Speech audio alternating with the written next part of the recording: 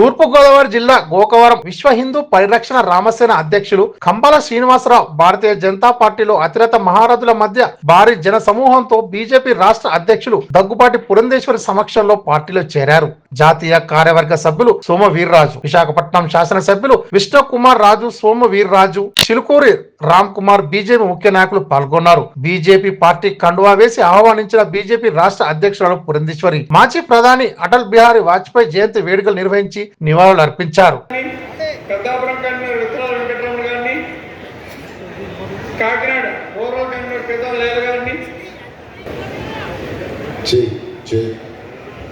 జిల్లా